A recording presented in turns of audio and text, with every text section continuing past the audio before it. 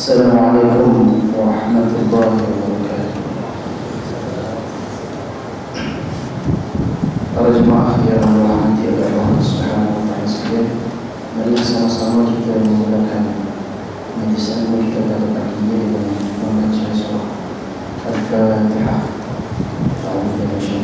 Bismillahirrahmanirrahim.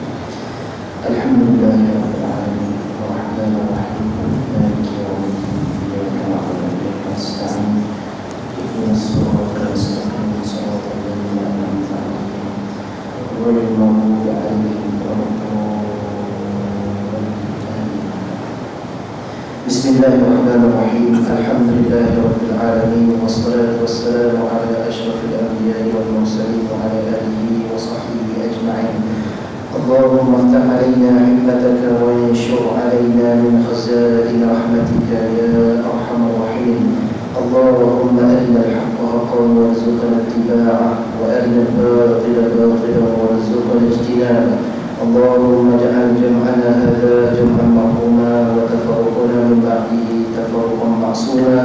اللهم فقهنا في الدين وعلمنا التأويل واهدنا إلى صراطك المستقيم. اللهم ربنا زدنا علما وارزقنا فهما. آمين يا رب العالمين. سبحانك لا علم لنا إلا ما علمتنا إنك أنت العليم الحكيم. رب اشرح لي صدري ويسر لي أمري واحلل عقدة من لساني يفقهوا قولي. ولا حول ولا قوة إلا بالله العلي العظيم. لا حول ولا قوة إلا بالله العلي العظيم. لا حول ولا قوة إلا بالله العلي العظيم. وأما بعد. Yang saya hormati Sahibul Fadilah Tuan Imam, Tuan Imam, Tuan Bilal, ahli jaga kuasa Masjid Surau, seterusnya para jemaah tetamu Allah, muslimin dan muslimat yang dirahmati dan dikasihi oleh Allah Subhanahu wa taala sekalian. Alhamdulillah, kita bersyukur kepada Allah Subhanahu wa taala dengan nikmat Islam dan iman. Pada pagi ini kita dapat sama-sama dihadirkan oleh Allah Subhanahu wa taala ke rumahnya ini. Kita dapat menunaikan satu kefarduan yang besar di sisi Allah dalam syariat Islam, iaitu tuntutan solat fardu 5 waktu, terutamanya waktu subuh ini. Allah Subhanahu wa taala telah bimbing kita, telah beri hidayah dan taufik untuk kita sama-sama menunaikan kewajipan yang mana solat subuh secara berjemaah ialah merupakan di antara waktu yang paling afdal, paling utama untuk umat Islam merebut dan mengambil peluang kelebihan tersebut, yang mana di antara yang diletakkan oleh Nabi SAW antara ciri orang yang beriman, lawan kepada ciri orang munafik, iaitu mereka yang dapat memelihara solat subuh dan solat isya secara berjemaah. Ciri orang yang beriman. Adapun orang munafik wal'iyazulillah, maka dua solat ini, subuh dan isya, adalah di antara solat yang paling berat yang ditunaikan, yang dilaksanakan oleh golongan ataupun oleh orang munafik, walaupun mereka berat dan terpaksa menunaikannya dalam keadaan tidak bersungguh-sungguh kerana Allah Subhanahu wa taala. Maka di atas nikmat Islam dan iman kita berada pada pagi ini, kita bersyukur di atas nikmat panjangnya umur pada bulan Ramadan ini. Kita bersyukur kepada Allah Subhanahu wa taala kerana kita berada dalam majlis ilmu pada malam ini, pada pagi ini. Di antara tanda kesyukuran nikmat yang Allah Taala anugerahkan kepada kita, nikmat kesihatan, nikmat masa lapang. Tuan-tuan para jemaah yang dirahmati dan dikasihi oleh Allah Subhanahu wa taala sekalian, saya kira kuliah saya pada pagi ini, kuliah subuh, mungkin kuliah jemputan sebenarnya bulan Ramadan, Allah a'lam.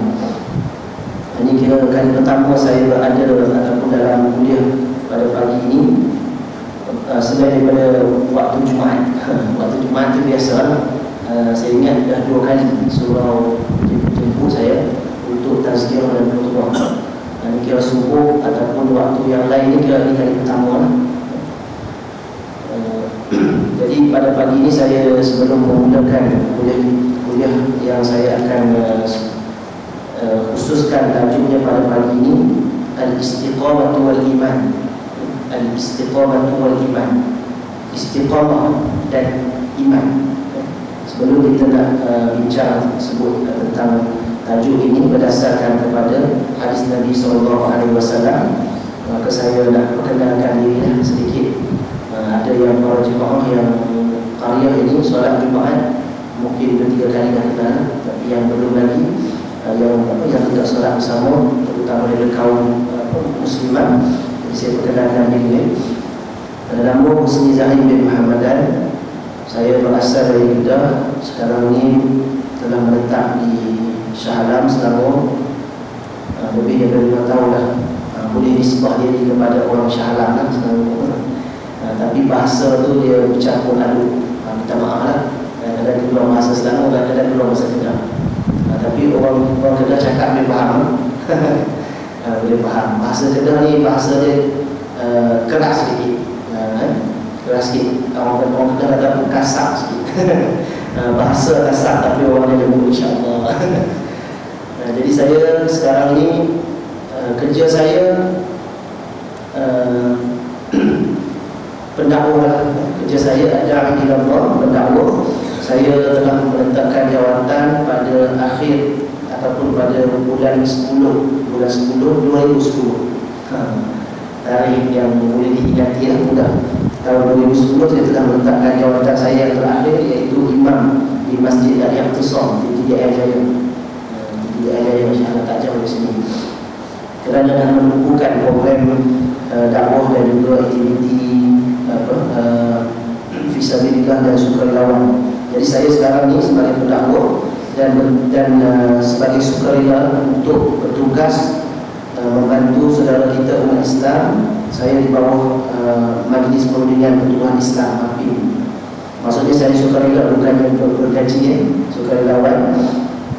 Misi kita utamanya di Palestin, di Gaza, Palestin, dan misi yang terbaru yang terkininya membantu umat Islam saudara yang sedang dibunuh, diseksa dan sebagainya di Myanmar, Rohingya, yang sekarang ini digerakkan dana untuk membantu dari sumber makanan, keuangan dan sebagainya, termasuklah untuk menghantar beberapa bot besar untuk menyelamatkan umat Islam yang sedang dibunuh di sana.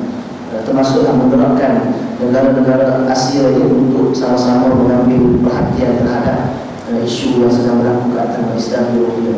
Cuma saya fokus bulan Ramadan, saya tak dapat bantu kau tersebut lepas Ramadan. Selepas Ramadan itu untuk Gaza. Di samping masa sama saya ada kumpulan dakwah namanya An-Nasruddin. Kumpulan dakwah ini kita gerakkan dakwah khusus di pedalaman Sabah. Di pedalaman Sabah, para jemaah yang biasa dengan tazkirah khutbah Jumaat tahu. Dan baru ni ada maklumat berita terkini tentang Sabah ini, saya akan kongsi di hujung kuliah nanti.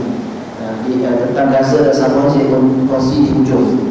Penggunaan mukadimah ini sebagai pengenalan. Jadi tuan-tuan dan puan nak tahu apa cerita di Sabah dan di Gaza, situasi yang sebenarnya, tunggu sampai habis kuliah.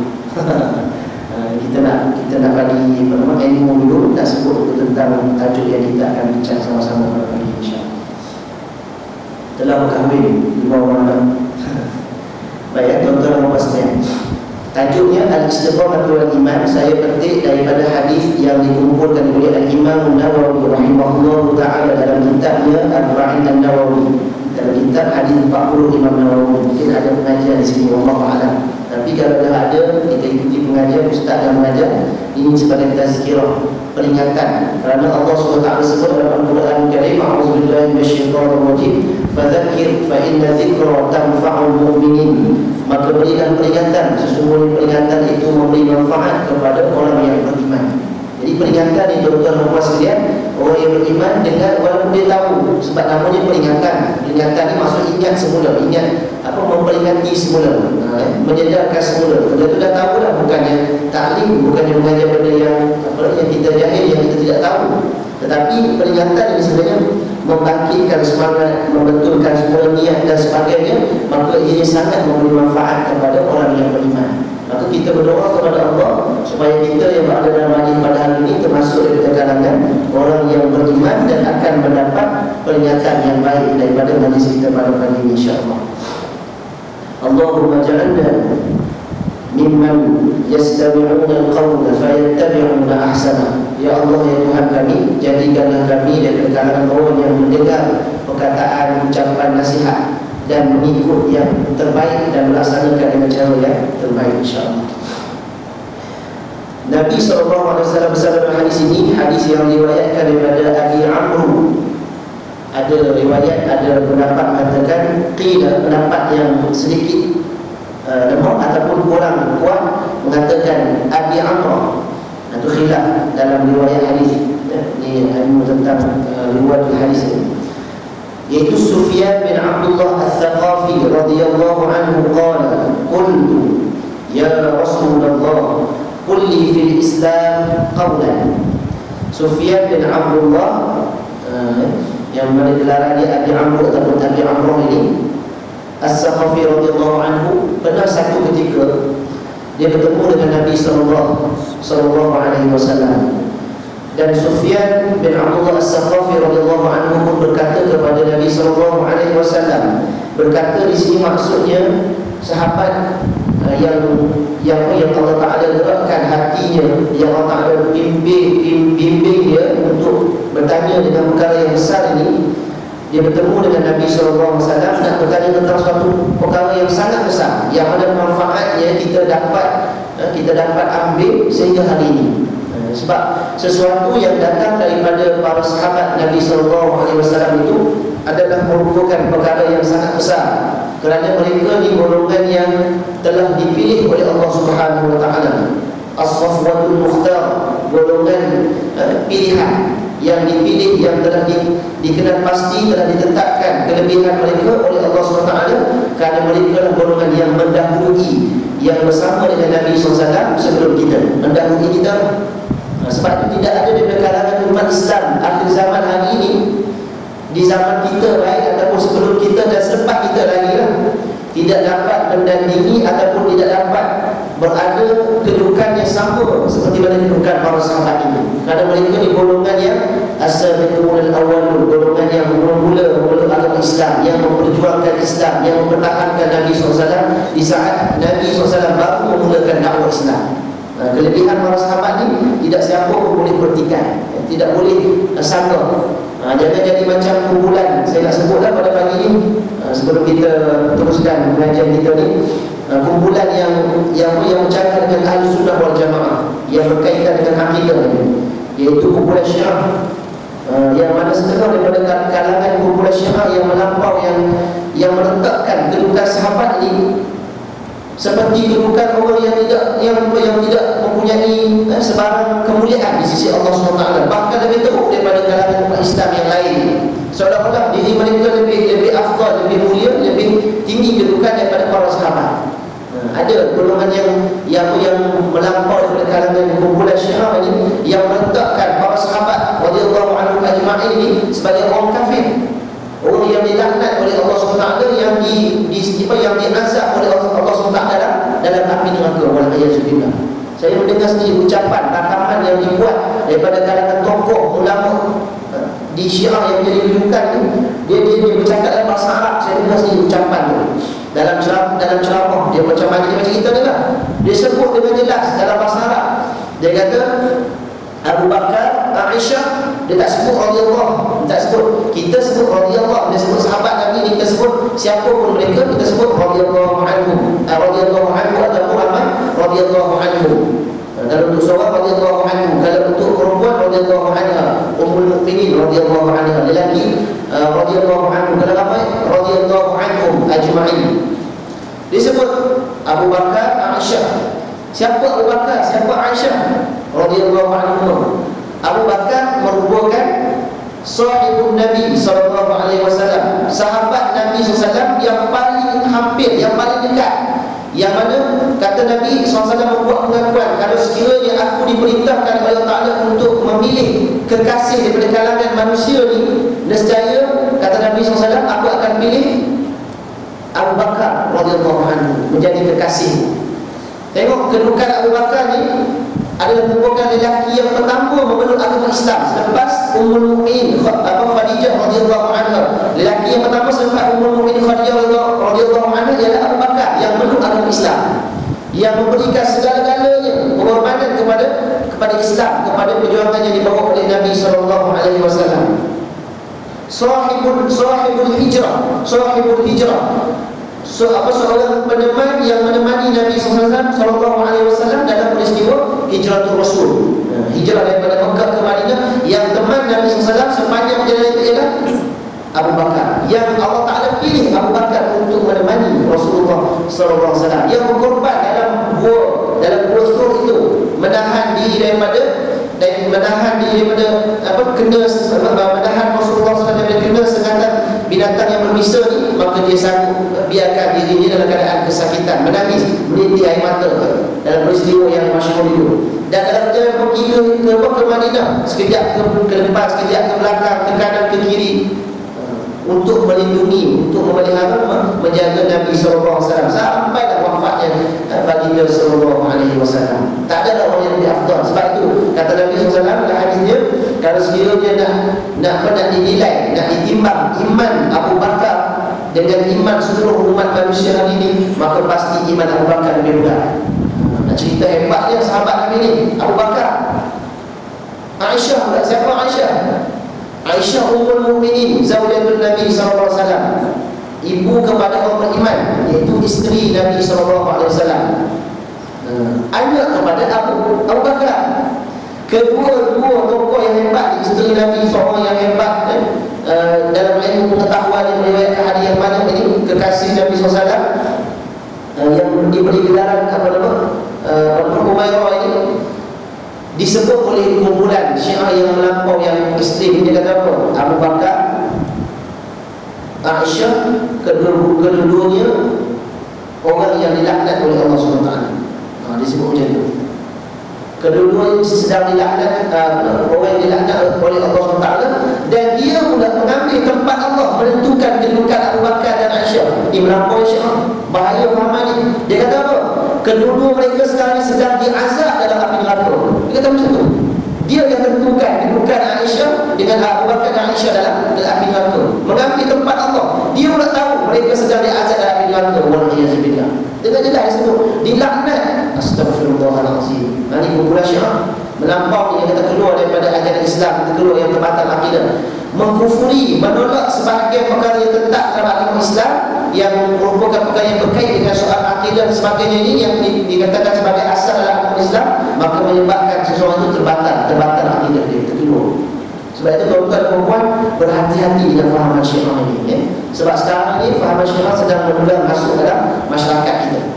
Dalam masyarakat kita di Malaysia ini, dengan memiliki perantaraan universiti yang banyak, kemasukan daripada luar, daripada negara-negara yang memfahami Syiah yang banyak ini, menyebabkan fahaman ini sedang berkembang, sehingga ada di antaranya pengamalan yang berlaku dalam masyarakat kita ni, pengamalan yang disebut sebagai perkahwinan, tapi sebenarnya bukan perkahwinan, penzinahan, mut'ah. Disebut kahwin mut'ah. Apa maksud mut'ah? Kontrak kahwin dalam tempoh masa yang singkat. Sebenarnya itu merupakan penzinahan yang nyata. Perkara itu telah dinasahkan, hukum itu telah dinasahkan sejak Nabi SAW masih lagi hidup lagi, dan dihapuskan hukum itu. Mula-mula meningkat oleh beberapa bulan sahaja, kemudian dinasahkan kerana keadaan situasi ketika itu. Allah lebih mengetahui hikmahnya. Tapi dinasahkan, masih lagi diamalkan hari ini. Kahwin dengan tempoh seminggu, 2 minggu, sebulan dan sebagainya. Lepas itu cerai. Mut'ah, namanya mut'ah. Tidak lain tidak bukan ialah perzinahan, perbuatan yang untuk menghalalkan perbuatan haram, iaitu zina. Sebenarnya tidak halal. Baik, tuan-tuan dan puan sekalian, saya sebut sedikitlah tentang kedudukan sahabat ni, sahabat Nabi ni, sehingga itu mereka diberi gelaran radhiyallahu anhum. Allah Ta'ala sebut dalam Al-Quran, radhiyallahu anhum wa radu'an. Mereka ni redha, Allah Ta'ala redha kepada mereka, dan mereka redha kepada Allah Ta'ala di atas pemberian segala kemuliaan yang Allah Ta'ala beri kepada para sahabat. Termasuklah sahabat ni kedudukan yang sangat mulia. Dia datang bertemu dengan Nabi SAW dan dia berkata dalam bentuk meminta nasihat, minta wasiat nasihat daripada Nabi SAW. Katanya, wahai Rasulullah, katakan kepadaku tentang Islam dengan satu perkataan. Qulli fil Islam qawlan, katakan kepadaku tentang Islam. Tentang Islam ni dimaksudkan dengannya dalam menerangkan luatul hadis, bahasa yang terkandung dalam hadis yang kita baca ini, iaitu tentang Islam ni pada perkara yang asas berkaitan dengan akidah dan syariat Islam. Berkaitan dengan akidah dan syariat Islam. Sebab apa? Natijahnya itu dia membawa kepada kekal sampai ke akhir hayat, dan menyebabkan dengan kalimah tersebutlah seseorang itu dikira sebagai orang yang beriman di sisi Allah SWT. Maka sebab itu disebut pada akidah dan syariatnya, menunjukkan bahawa hadis ini, apa yang disebut oleh Nabi SAW dalam hadis yang dinyatakan daripada persoalan sahabat yang bernama Sufyan bin Abdullah As-Saqafi ini, adalah merupakan hadis yang sangat besar kedudukannya. Sebab itu kalau kita buka semua hadis dalam, tak silap saya, dalam 42 hadis, walaupun disebut Arba'in Nawawi ataupun Arba'in Nawawi, hadis Arba'in Nawawi, hadis 40 yang dikumpulkan oleh Imam Nawawi, kerana mengambil jumlah yang kena 40 itu, tapi sebenarnya kesemua jumlah itu adalah 42, bilangannya 42 hadis. Kesemua 42 hadis yang disebut oleh Imam Nawawi dikumpulkan dalam kitab ini, semuanya hadis yang penting, disebut dengan istilahnya Jawami'ul Kalim, hadis yang mengumpulkan kalimah-kalimah yang penting, yang besar, yang mempunyai kedudukan yang besar dalam agama Islam. Kenapa? Kebanyakan hadis ataupun kesemua hadis yang dikumpulkan oleh Imam Nawawi ini menyentuh tentang usul Islam, perkara yang asas dalam agama Islam. Itu penting, yang berkaitan dengan iman, yang berkaitan dengan akidah, berkaitan dengan syariat dan akhlak, yang perkara yang utama. Sebab itu kedudukannya sangat penting. Apatah lagi kalau ia menyentuh tentang iman, tentang akidah, maka lebih besar kedudukannya, kerana itulah yang paling asas dari hadis yang kita baca pada pagi ini. Hadis yang berkaitan tentang akidah dan iman, yang paling besar, yang paling penting. Sebab itu diminta dalam perkataan yang disebut Qulli fil Islam qawlan. Perkataan ini dalam maksud jami'an li ma'anid din wadihan la yahtaju ila tafsir. Perkataan yang dimaksudkan dalam hadis ini ialah perkataan yang lengkap, yang mencakupi semua maksud agama, yang mencakupi semua maksud yang berkaitan dengan agama, yang jelas dan tidak perlukan kepada tafsiran. Maksud tak perlukan kepada huraian panjang lebar. Dengan perkataan yang ringkas ini, faham tentang apa itu Islam dan berkaitan dengan iman, dan berpegang teguh dengannya akan menyelamatkan seorang itu sehingga bertemu dengan Allah Subhanahu Wa Taala. Ini qaulan, kataan yang dimaksudkan dalam ucapan yang dinyatakan oleh sahabat ini. Dan disebut lagi, ditakkidkan lagi dengan kata sahabat ini, Sufyan bin Abdullah As-Saqafi, bukan sekadar perkataan yang ringkas, yang besar dalam agama Islam, yang asas ini. Maka disebut lagi sambungannya, la as'alu anhu ahadan, la as'alu anhu ahadan ghairah, supaya saya tidak perlu lagi bertanya tentang perkara itu kepada seseorang yang lain selain daripada engkau ya Rasulullah.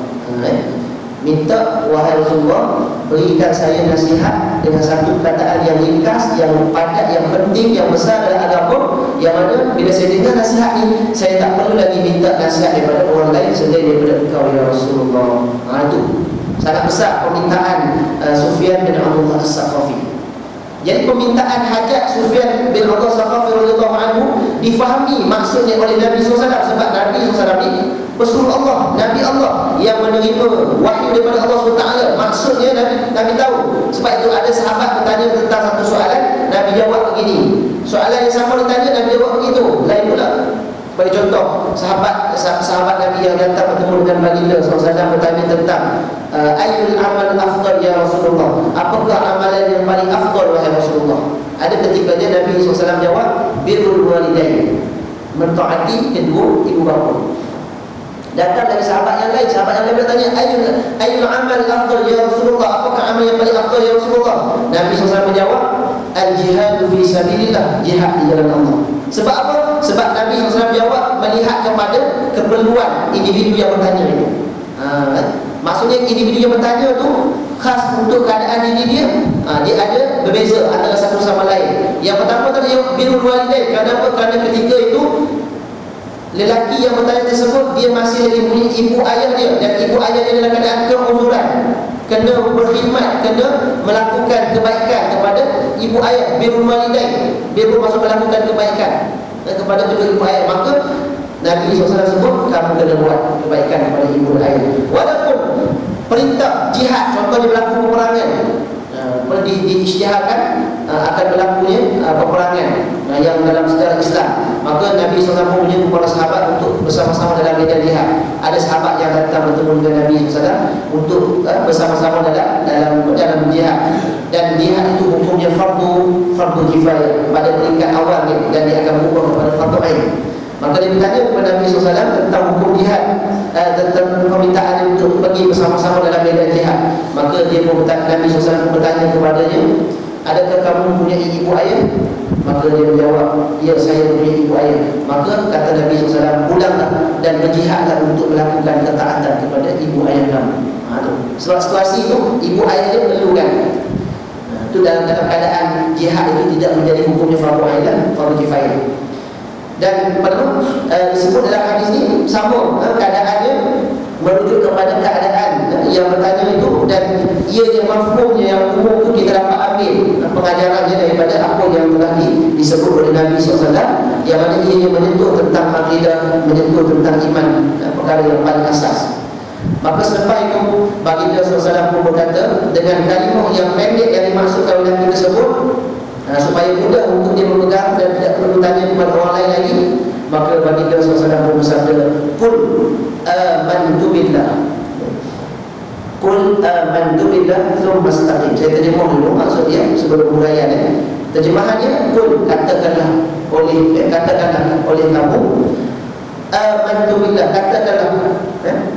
katakanlah olehmu, amantu billah, aku beriman kepada Allah, thumma istaqim, kemudian hendaklah kamu beristiqamah, Katakanlah aku beriman kepada Allah, kemudian hendaklah kamu istiqamah. Itu dia ada uraian panjang, uraian yang kita akan sebut ni.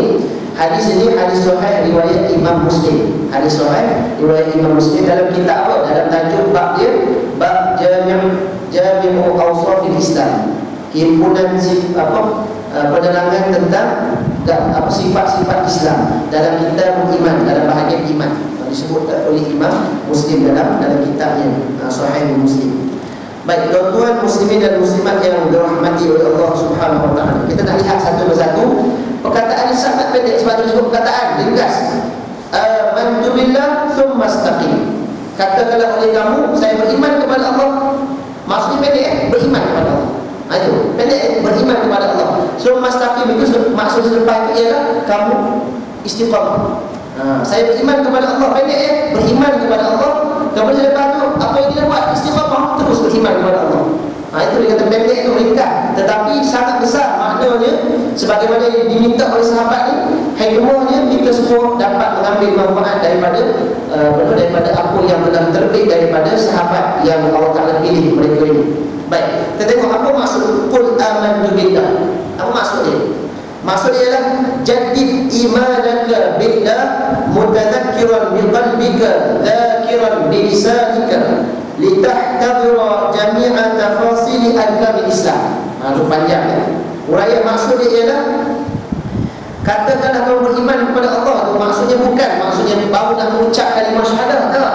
Bukan baru nak mengucap la ilaha illallah Muhammadur Rasulullah, tetapi maksud dia ialah jaddid imanaka, perbaharui iman kamu. Jadi dengan ucapan la ilaha illallah, ucapan yang menyatakan keimanan kita kepada Allah, bukan sekadar menyebut saya beriman kepada Allah tanpa penghayatan dari maksud tersebut, tapi dalam keadaan penuh penghayatan. Saya beriman kepada Allah dengan ucapan yang kita sebut selalu, yang menzahirkan keimanan kita ialah tidak lain tidak bukan la ilaha illallah. Zikir yang paling afdal, yang paling utama untuk kita sebut, yang sepatutnya kita sentiasa basahi lidah kita ialah dengan la ilaha illallah. Kalimah yang menentukan penghujung kehidupan kita, yang menentukan syurga, neraka, redha Allah Ta'ala ataupun sebaliknya ialah kalimah ini, la ilaha illallah. Sebab itu siapa yang kata Nabi SAW di akhir kehidupan dia, di hujung kehidupan dia menyebut la ilaha illallah, dakhala jannah, masuk syurga. Sebab kalimah ni kalimah yang menyatakan tentang keimanan, dan ianya kalimah yang menyelamatkan kita daripada azab api neraka. Kalimah beriman kepada Allah ini. Jadi imanaka billah, maksudnya perbarui iman kamu kepada Allah. Dengan cara macam mana? Mutadzakkiran biqalbika, dzakiran bilisanika. Ketika mana kamu sebut dengan lidah kamu itu, hadirkan kalimah itu dalam hati kamu. Maksudnya bukan sekadar kata macam ni, saya beriman kepada Allah, sekadar mulut tak jadi. Sebab iman dia tiga. Selalu saya sebut tadi, selalu kita dengar Ustaz sebut, dia tiga sendi utama dia tiga. Dia punya asas utama dia, iaitu yang pertamanya kita lafaz al-iqrar bil lisan, kita lafaz, kita sebut dengan lidah kita. Ataupun lebih afdal ataupun lebih utama, yang paling penting sekali ialah at-tasdiq bil qalbi, yang lebih utama. Kalau tak lafaz pada lidah, kalau benar dah hati pun, bagi mereka yang tak dapat lafazkan pada lidah, iaitu mereka yang berada dalam keadaan dipaksa, mereka yang berada dalam keadaan tidak dibenarkan untuk memulihkan Islam mereka sembunyikan Islam, tapi dah hati mereka beriman, maka itu dah memadai bagi mereka yang berkeadaan itulah. Tetapi dalam negara kita Malaysia ni tidak ada paksaan macam tu, tidak ada tekanan macam tu. Ini negara-negara yang kita sebut contohnya yang berlaku kepada umat Islam dahulunya yang berlaku di kita sebut di Shisha pada contoh, di Chechnya, ketika mana sebelum bergeraknya pejuang Islam, sebelum menangnya mujahidin di Chechnya ni untuk menentang tentera Soviet, tentera Rusia yang satu ketika dahulunya memaksa umat Islam, menekan umat Islam sehingga mereka terpaksa menyembunyikan Islam mereka. Itu lain keadaannya. Itu ulama bahas panjang lebar tentang bagaimana muamalah umat Islam yang berada di negara minoriti umat Islam dan tidak dibenarkan beramal dengan hukum hakam Islam. Ada cara dia bagi taqiyah, menyembunyikan Islam, menyembunyikan Islam, tidak mengzahirkannya, tetapi dalam hati mereka beriman kepada Allah SWT. Nak solat pun kena sembunyi-sembunyi. Dalam negara kita tak ada macam tu. Kita kena buat dengan zahir, dengan terang-terang. Kerana dakwah, kerana menyampaikan, kerana nak mengisytiharkan, kerana syiar, kerana perintah Allah, maka kita kena zahirkan. Tidak ada halangan bagi kita. Jadi saya sebut tiga benda lah. Yang pertama at-tasdiq bil qalbi, kita benar dalam hati kita. Yang keduanya al-iqrar bil lisan, iaitu kita buat pengakuan, kita isytihar pada lidah kita. Isytihar pada lidah ni macam kalimah syahadah tu isytihar tu, dan kalimah-kalimah ataupun pengisytiharan yang lain yang kita sebut dengan terang, dengan nyata.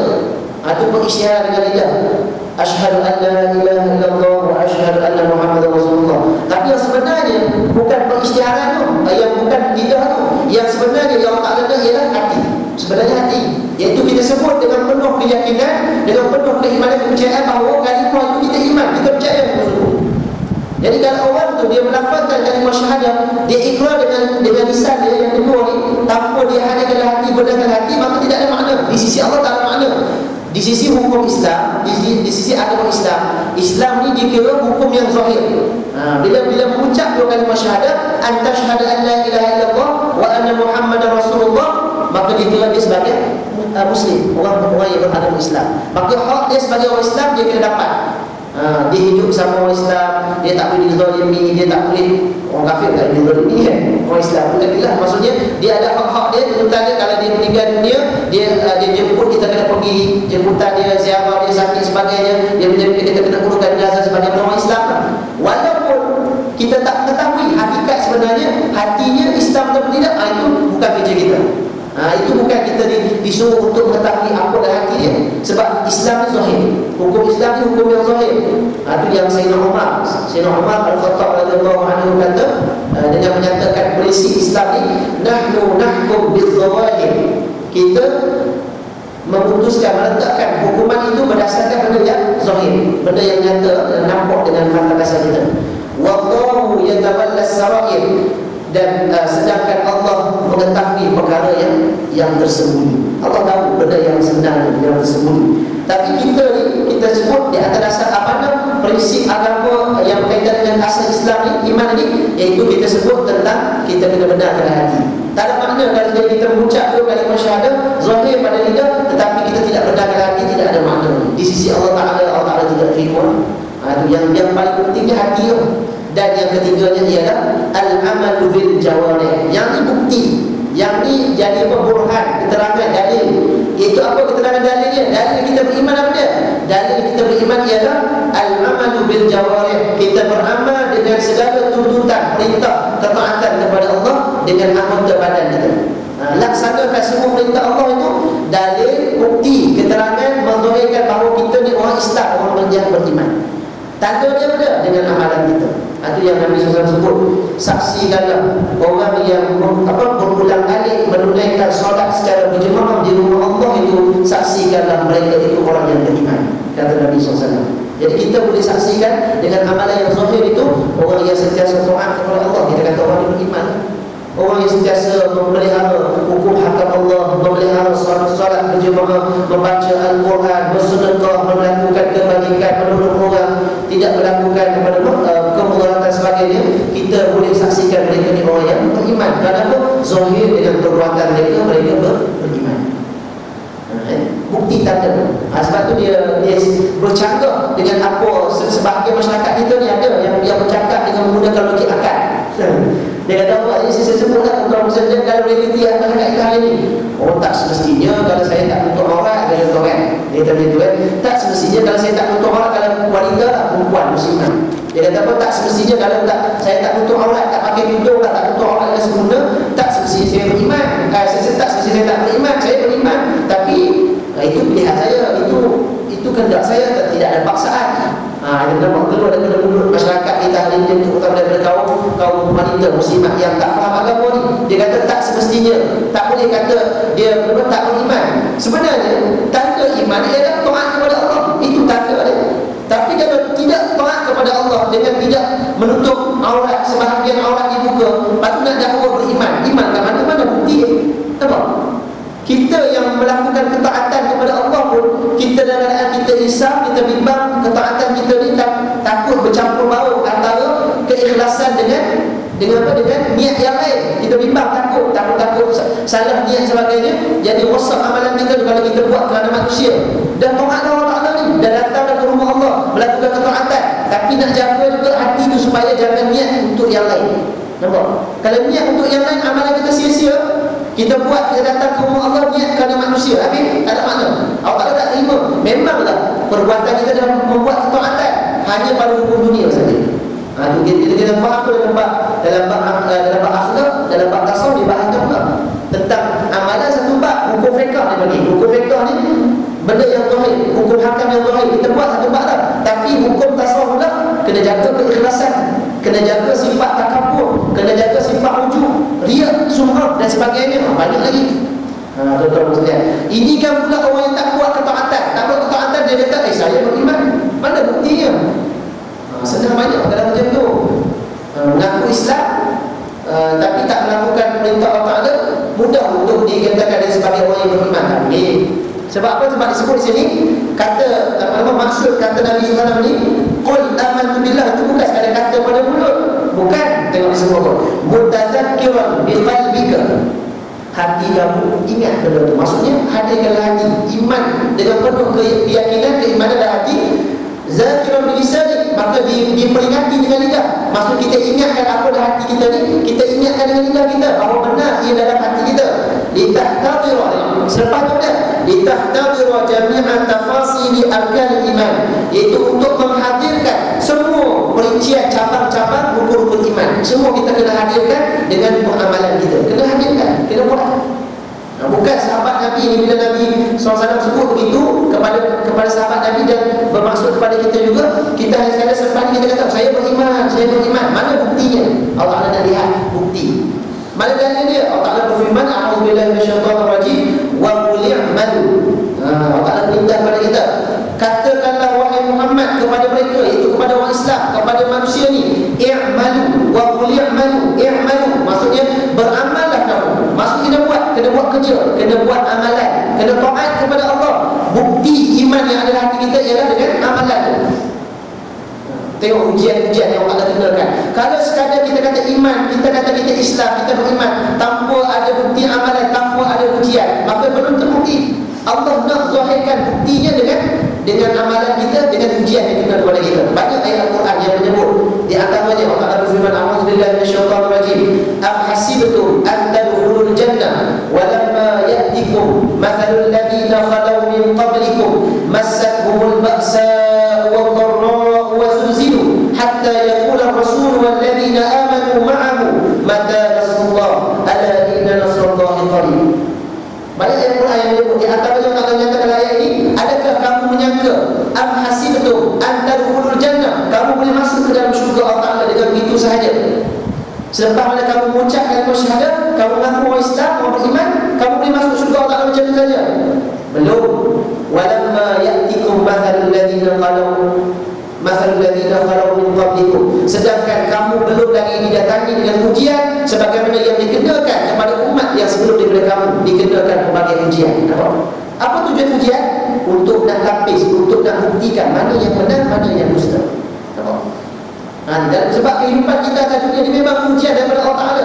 Surah Al-Mulk ayat yang kedua tu, liyabluwakum ayyukum ahsanu amalan alladzi khalaqal mauta wal hayah liyabluwakum ayyukum ahsanu amalan. Jadi Allah sebut Allah yang menjadikan mati dan kematian dan kehidupan untuk apa? Liyabluwakum, untuk menguji kamu, ayyukum, mana daripada kalangan kamu ahsanu amalan, yang terlebih, yang paling baik amalannya, yang paling sempurna, paling elok amalannya. Bukti, amalan itu bukti kepada iman.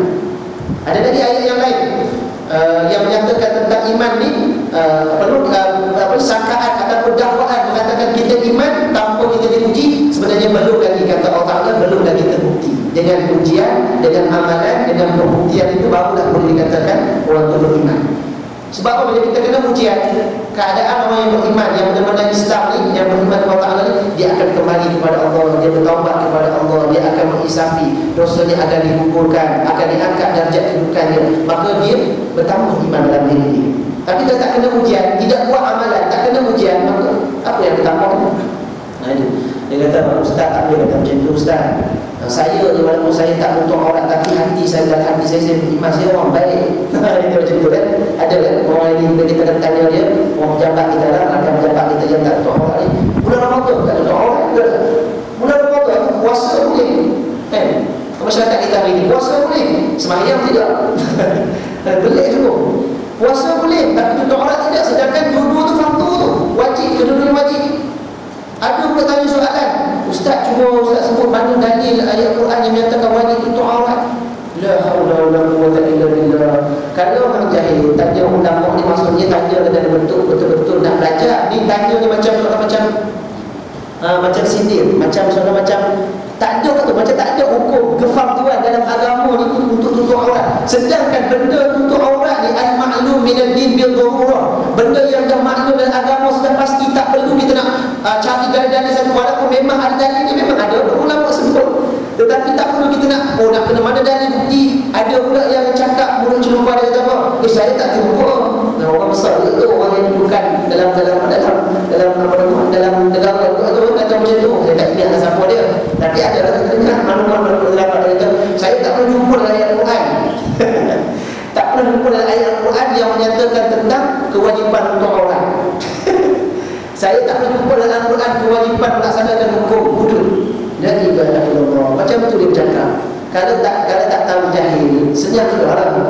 Kalau cakap dia tu nampak sangat hang tu bodoh, jahil dia macam tu kan. Dia tak tahu tu janganlah buat tahu kan. Kena tanya, kena belajar lah. Dia baca Al-Quran habis ke? Dia khatam ke Al-Quran tu. Baca Al-Quran merangkak nak faham Al-Quran. Nak tengok tafsir Al-Quran, nak tengok belajar tafsir Al-Quran. Cakap boleh kan? Kalau baca Al-Quran kokak nak jadi imam pun tak boleh. Apatah lagi nak baca kandungan Al-Quran, nak memahami kandungan ayat Al-Quran, lagilah jauh. Sebab itu jangan bercakap ikut hawa nafsu, jangan bercakap ikut emosi. Berdasarkan agama kita ni, sandaran kita agama, Al-Quran, hadis Nabi SAW. Benda yang dah maklum dalam agama ni, kalau tak sebut dalil pun tak apa dah. Masa benda tu dah tahu dah kewajipan tutup aurat. Cuba tanya anak-anak sekolah rendah pun tahu, tadika pasti sekolah rendah di bawah peringkat para sekolah ni pun tahu hukum tutup aurat. Ada ada anak-anak yang dihantar ke pusat asuhan Islam sebagainya, pasti sebagainya, dia balik, dia tanya, muak tak orat. Dia tanya umur dia berubah, yang ada bimbingan agama ni dia kecil lagi, daripada umur 4 tahun 5 tahun. Dia balik tanya, muak kenapa tak tutup aurat? Hukum tutup aurat kan wajib. Dia belajar lah, kat sekolah dia tahu lah. Muak tak takut ke masuk neraka? Tanya macam tu. Muak dia sebab sadar. Tapi bagus dekat tu, hantar anak ke pusat-pusat Islam macam tu kan. Mudah-mudahan ada, saya dapat maklumat daripada kawan saya ni. Kawan dia tu berubah. Kawan dia, kawan pejabat dia, perempuan tak tutup aurat, tapi 2-3 bulan baru ni dia kata dah tutup aurat. Dia pun tertanya-tanya, apa punca sebab dia dapat hidayah berubah diri. Dia pun tanya, saya kata saya nak tanya sikit lah, dia nak pindah kerja tempat lain. Boleh tak saya tanya sikit benda peribadi dia tentang ni lah, kenapa dia boleh berubah sebelum tak tutup aurat. Dia kata saya berubah, dia kata ada 2 sebab. Ada 2 sebab. Sebab yang pertama ialah anak saya yang masih lagi sekolah, sekolah. Nampak? Sebab anak.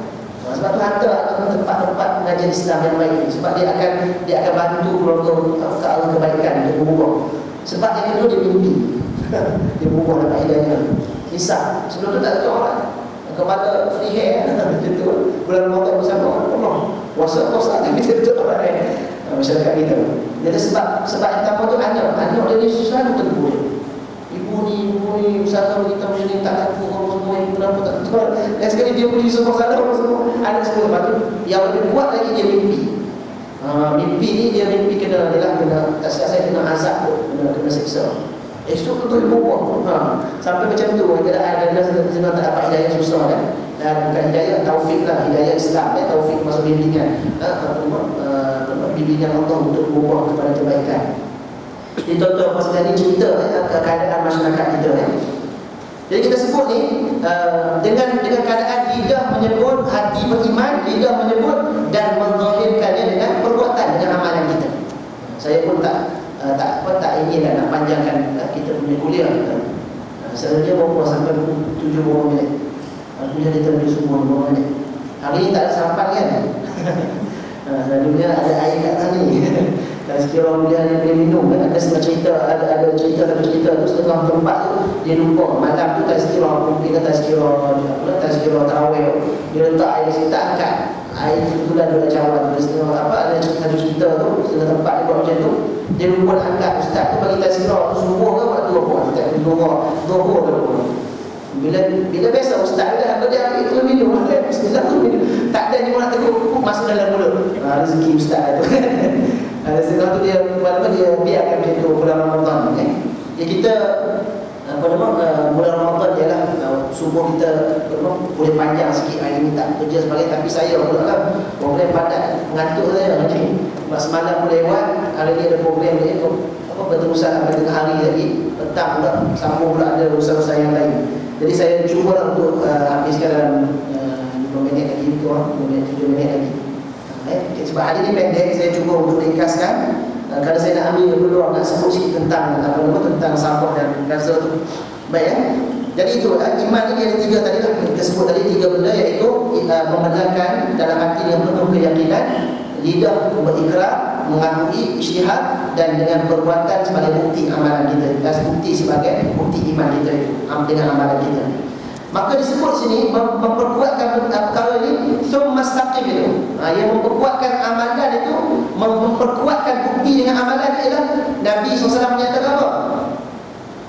Amantu billah, qul amantu billah summastaqim. Katakanlah aku beriman kepada Allah, kemudian istiqamah. Apa maksud istiqamah? Ini yang berkaitan dengan amalan yang diperkuatkan, iaitu ai dawim wasbut ala amal at-ta'ah. Maksud istiqamah ialah hendaklah berkekalan, hendaklah sabar, maksud terus tetap pendirian untuk apa? Ala amal ta'ah, untuk melakukan amal-amal ketaatan, terus buat amal ketaatan, berterusan buat amalan ketaatan. Itu maksudnya istiqamah.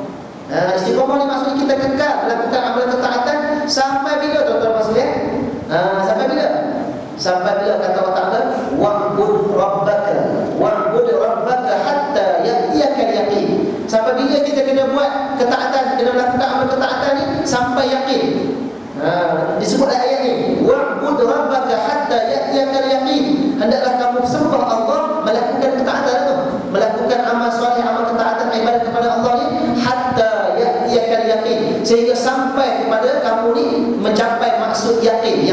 yakin. Apa maksud yakin? Ulama mufassir menerangkan maksud yakin ni, kita terima yakin, tapi maksud sebenarnya ialah hatta al-maut. Itu maksud yakin. Yakin yang dimaksudkan ayat ini ialah mati. Mati itu kita akan yakin. Tak mati ni mungkin tak boleh yakin sepenuhnya lagi, tapi insya-Allah kita semua yakin lah tuan-tuan sekalian. Kena yakin lah. Sebab benda ni iman, benda yang menentukan sama ada kita diterima Allah Taala atau tidak dengan keyakinan kita, keimanan kita ni. Jadi kalau kita yakin selepas mati, apa guna? Tak ada guna. Kena yakin sekarang ni. Apa yang kita bercakap tentang Islam, tentang perintah Allah, tentang suruhan untuk melakukan kebaikan sebagainya, kena yakin sekarang ni lah. Sebab keyakinan itulah yang menentukan masa depan kita di hari akhirat kelak ataupun di alam barzakh kelak. Keyakinan tu. Sebab itu jangan tunggu mati baru nak yakin. Sebab apa? Yang dimaksudkan ayat yang saya baca tadi tu, wa'bud rabbaka hatta ya'tiyakal yaqin. Bukan maksud suruh yakin sampai mati, tidak. Maksud ayat ini ialah kita kena buat ibadah sampai ke mati. Itu maksudnya. Bukan suruh yakin sampai mati, tak. Yakin kena sekarang ni. Sebab iman ni dia tak boleh masuk sedikit pun ragu-ragu, syak. Dia tak boleh terima sedikit pun keraguan. Kalau sebut iman, kalau sebut tentang keimanan kepada Allah, keyakinan ni kalau kita ukur dengan persen, peratus, dia 100%. Itu yakin. Dia tak boleh 90% tak boleh, 95% pun tak boleh, 99.9% pun tak boleh. Dia kena 100%. Itu iman. Tak boleh walaupun 1%, walaupun separuh daripada 1% pun tak boleh kita ragu-ragu terhadap Islam ni, terhadap apa yang diperintah, terhadap apa yang terkandung dalam agama Allah SWT. Tak boleh. Sebab itu iman. Iman ni dia satu batu. Kalau dalam bab fiqh kita melaksanakan satu amalan itu dalam keadaan tak yakin pun kita boleh buat. Sebab fiqh ni dalam bentuk dhanniyah. Amalan kita dalam bentuk dhanniyah. Dhanniyah maksudnya tahap kedudukan kita ialah cenderung ke arah keyakinan, iaitu lebih. Dia 50 ke atas, 60, 70, 80, 90, tak sampai kepada tahap sebelum tahap yakin. Itu dhann. Maksudnya tahap kita beramal dalam keadaan dhann. Kita tak yakin sebenarnya, tak apa. Sebab apa? Sebab kita bergantung harap dengan Allah SWT supaya Allah Ta'ala terima. Keyakinan sebenarnya kita tak capai dengan amalan kita tu. Tapi dengan Allah Ta'ala, dengan akidah, dengan la ilaha illallah, kalimah syahadah ini, kita kena yakin. Dengan segala rukun iman itu kita kena yakin. Sepenuhnya kena yakin. Tak boleh sedikit pun ragu-ragu terhadap Al-Quran sebagai contoh. Boleh tak? Dan kita nak kata saya tak percaya satu ayat Al-Quran. Boleh kata macam tu? Saya tak percaya satu hukum Al-Quran. Tak percaya. Yang ni saya semua terima, tapi satu hukum ni saya tak boleh terima. Hukum apa tu? Hukum hudud. Saya tak boleh terima. Macam mana? Apa jadi iman dia? Habis, batal, kosong. Saya nak bagi tahu tuan-tuan, kaedah iman ni, iman Islam ni bukan kaedah matematik. Kita boleh buat kira-kira mudah macam tu. 5 tolak 1 jawapannya 4. Bukan macam tu. Islam 5 tolak 1 jawapannya kosong. Bukan 4. Dia tak ada baki dah, kosong terus. Sebab perkara itu datang daripada Allah. Bila kita tolak satu daripada perkara yang datang daripada Allah, Allah Ta'ala tolak semua sekali daripada kita.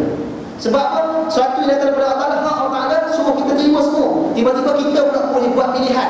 Seolah-olah kita nak kata apa? Allah, aku lebih pandai daripada kamu. Kita macam tu lah. Seolah kita nak kata macam tu. Iman 6 tolak 1 bukan jawapannya 5. Kosong jawapannya.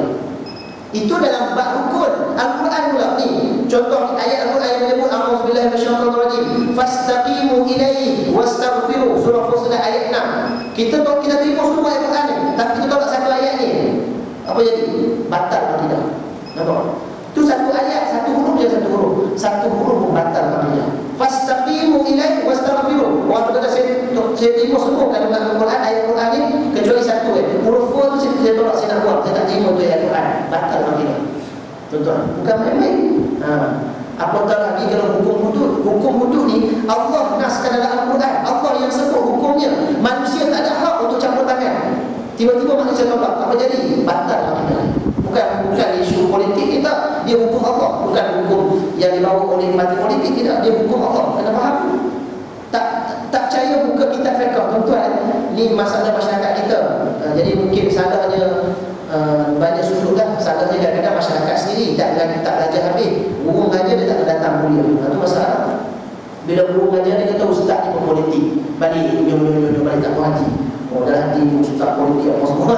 Dia tak mau ngaji, tak mau belajar tak habis. Tak tahu tentang hukum hakam. Fiqh bagi contoh, fiqh belajar tak habis. Sedangkan fiqh ni fardu ain. Daripada bab mula-mula taharah sampai bab ketegaknya negara Islam, belajar habis dah bab fiqh. Tak habis. Banyak masyarakat kita hari ini tak habis, mungkin surau dia habis, tapi setengah tempat tu banyak tak habis.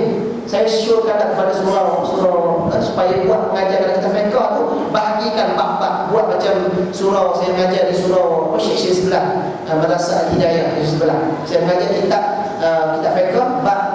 fiqh babul jinayah, fiqhul jinayah, fiqh bab jinayah. Kita bongkar semua ilmu fiqh yang berkaitan dengan jinayah. Rupanya banyak benda lagi kita tak belajar, masyarakat kita tak belajar.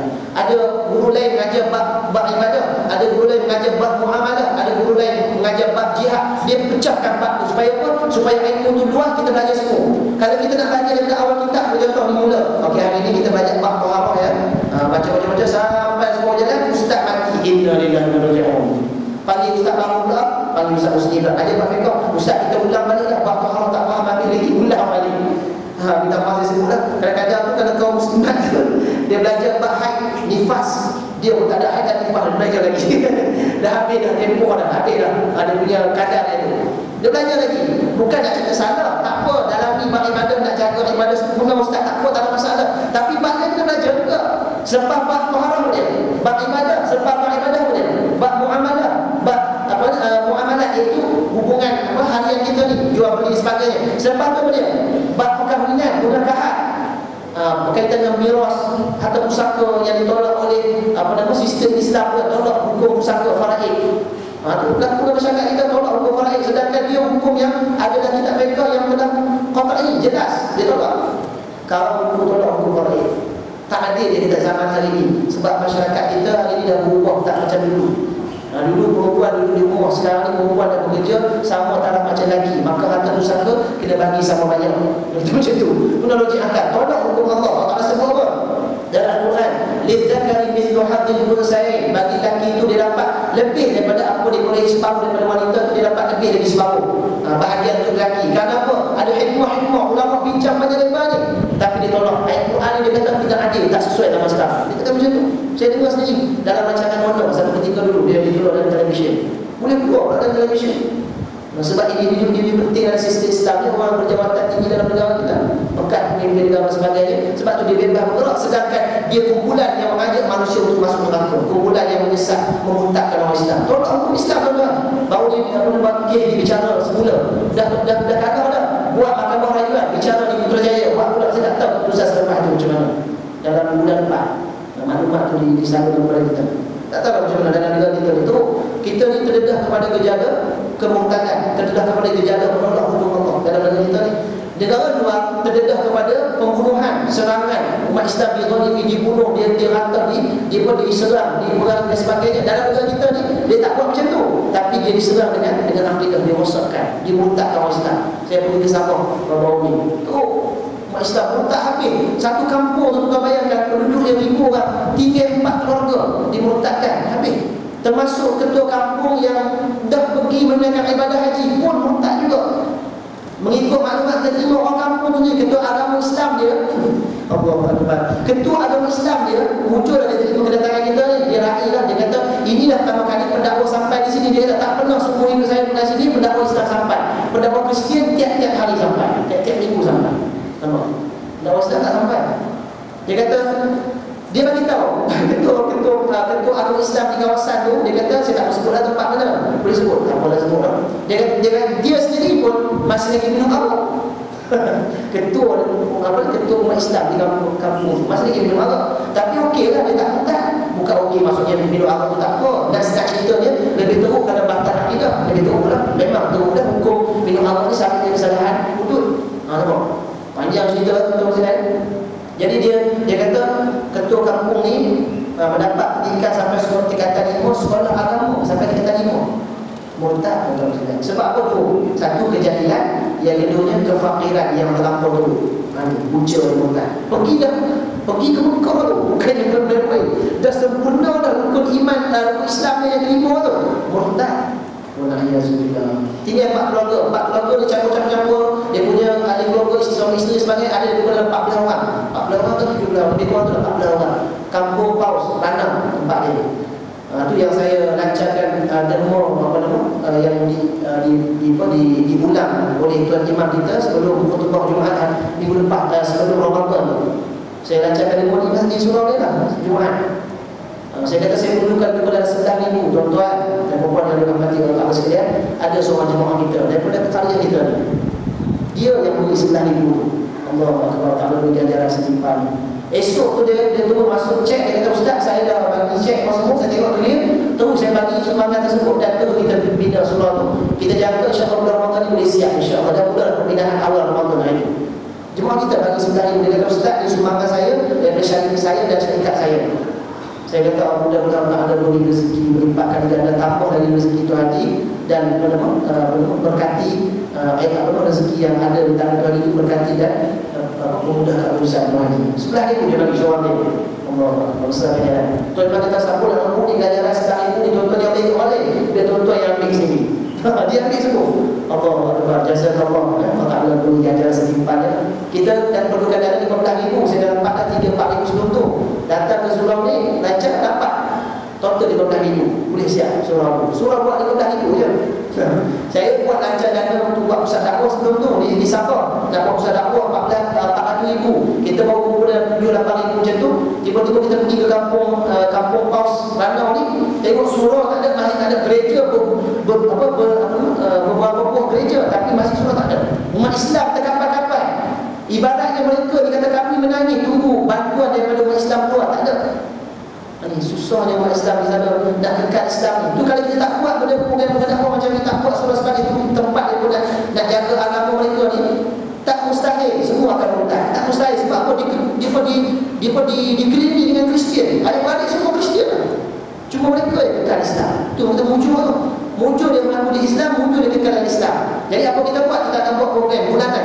Setiap bulan kita akan buat. Dengan ada surau ni, kita akan hantar pendakwah, kita akan buat pengajian dan sebagainya, bimbingan. Nak pulihkan balik, nak kembalikan balik, nak selamatkan balik yang murtad supaya dia kembali kepada Islam.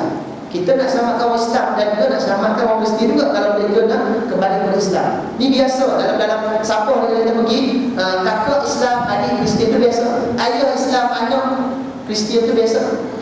Dia satu keluarga, satu rumah tu ada Islam dan Kristian. Bagi dia tak ada masalah. Boleh kawan, boleh duduk sekali semua. Dia kata tak, kami tak bermusuh, tak bergaduh, tak berkelahi. Sebab tak dimasuk di fahaman anti agama tu, tak perlu lagi dimasukkan. Walaupun benda tu ada usaha-usaha, tapi belum lagi sepenuhnya. Sebab tu kita berdakwah pun kita nak gerakkan balik, nak selamatkan balik akidah orang Islam kita tu di Sabah. Tuan-tuan pasien keadaan sangat tu gejala murtad dia tu cerita. Dia macam tukar baju tu mudah. Sebab tu dia buat pengakuan, saya murtad dari saya sekarang ni agama Kristian, sebelum ni saya Islam. Dia makan dia, saya masuk Islam. Macam tu. Dengan bangga lagi buat peristiharan. Dia jahil macam mana? Tak ada orang ajar. Dia dulu zaman zaman sebelum tu Tun Mustafa, tak saya. Zaman itu dia Islamkan orang Islam masyarakat tempat dalaman ni yang berpegang kepada dia bagi pakan, tak ada agama, dia percaya kepada pokok-pokok macam tu. Dia Islamkan orang bagus lah tu, dia usaha dia bagus, dia masuk dalaman, dia Islamkan dan dia buat pelbagai asal Islam. Pelbagai adik ialah agama dia, agama Islam. Sekarang ni dah ditukar balik. Sebab apa? Selepas zaman Tun Mustafa dan meninggal dunia semua ni, masuk gerakan Kristian sedunia, masuk, dia hantar bantuan sebagainya, dia murtadkan orang Islam ni, maka akhirnya jumlah orang Kristian lebih ramai, maka tukar balik pelbagai agama di Sabah adalah agama bebas, bukan agama Islam. Walaupun Sabah ada di dalam Malaysia, tapi di Sabah agama dia agama bebas, bukan agama Islam. Kalau kita kena faham, dia ditulis di batu bersurat, macam di Terengganu ada batu bersurat Islam kan, di sana ada batu bersurat, batu yang menulis dalam perkataan Sabah adalah bebas. Agama di sana adalah agama bebas, siapa-siapa boleh. Tapi agama yang paling kuat, yang paling agresif buat kerja agama Kristian. Agama Islam ni ketinggalan jauh. Ini cerita dah keluar cerita sikit tentang Sabah. Jadi yang tu saya tangguh sekejap pusat dakwah tu dalam sempurna dana surau ni, kita sambung balik lah pembinaan pusat dakwah kita, dana untuk buat pusat dakwah. Bukan masa ni saya nak cerita semua benda tu sebab kita tak sempat nak cerita banyak benda lah. Jadi kita sebut tentang pengamalan. Pengamalan ni maksud istiqamah. Yang dikatakan tsumma istaqim, itu dah maksud istiqamah, kekal dalam beramal dengan amal ketaatan tersebut. Jadi istiqamah ni dia ada banyak dengan hati, dengan lidah, dengan perbuatan. Dengan hati, lidah, perbuatan ni saya kira saya akan sambung semula lah. Mungkin ada kuliah ataupun jemputan yang lain, tengoklah tak ada rezeki, kita sambung semula. Huraian dia panjang, kalau saya hurai yang tu pula pergi ke 8 lebih panjang cerita kan. Jadi saya nak berhenti tabung sekadar itu.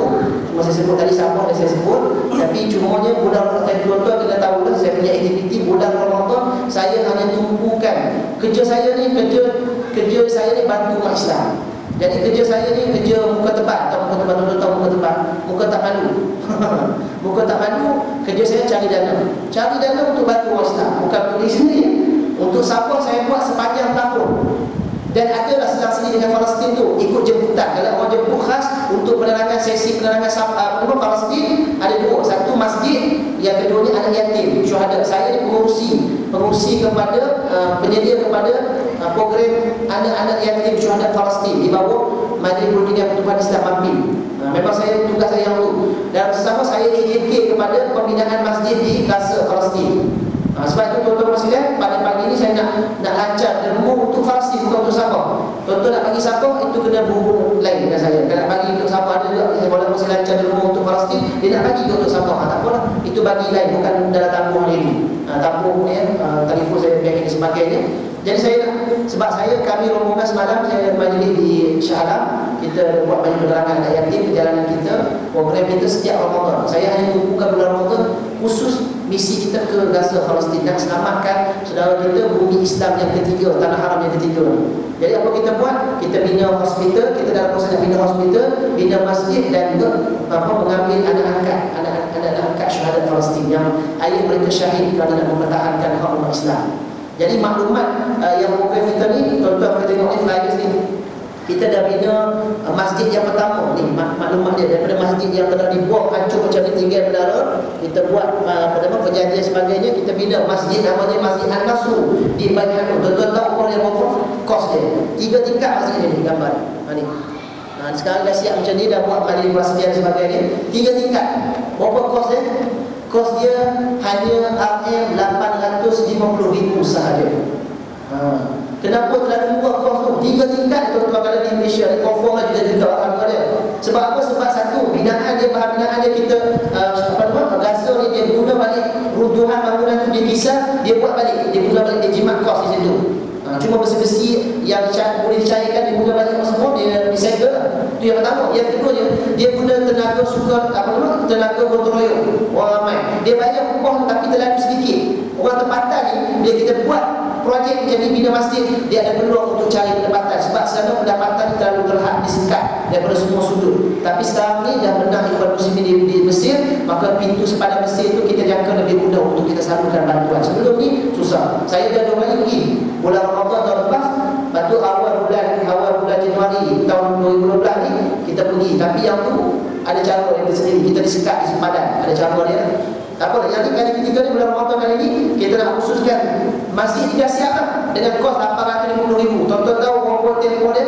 9 bulan kita siapkan masjid ni. Cepat, sebab mereka nak cepat masjid siap, sebab dia pun nak imarahkan masjid tu. Bulan Ramadan ni Masya Allah program dia. Nanti gambar-gambar saya dah slide video dia, tapi kena buat penerangan khusus. Dah tunjuk sebab hari kuliah tak boleh kan, nak tunjuk. Kemudian lepas tu kita buat masjid yang kedua ni di belakang ni. Ni masjid yang kedua namanya Masjid Umar Abdul Aziz. Yang ni kos lebih tinggi sedikit sebab dia besar, size dia dan sebagainya. Maklumat semua dalam maklumat dalam flyer ni, tuan-tuan boleh ambil di belakang tu. Mungkin nak minum hari ni tak ada, boleh ambil flyer ni, boleh sumbang. Bank ni terus dalam akaun tabung Gaza Mampin ni dah maklum kepada saya untuk sumbangan masjid ke, untuk sumbangan. Yang kedua ni anak yatim. Anak yatim ni saya sendiri lah. Kita buat program tajaan sebulan RM150 untuk makan, minum dan pembelajaran anak yatim. Mereka mati, tinggal suami meninggal, syahid, tinggal isteri, tinggal keluarga yang pendapatan kadang-kadang RM200 sebulan. Anak 5 orang syahid, anak-anak yatim 5 orang, ayah syahid. Nak makan apa? Kita buat program tajaan.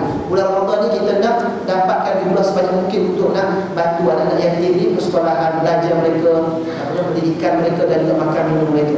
Itu semua tabung ni tuan-tuan, saya letak di belakang tu ada alamat alamat akaun tu.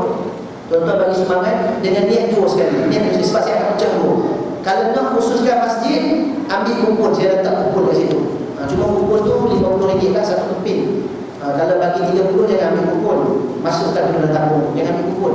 Sebab ikutnya macam tu. Kalau tuan-tuan ambil kupon tu, saya kena top up dah RM20 tadi.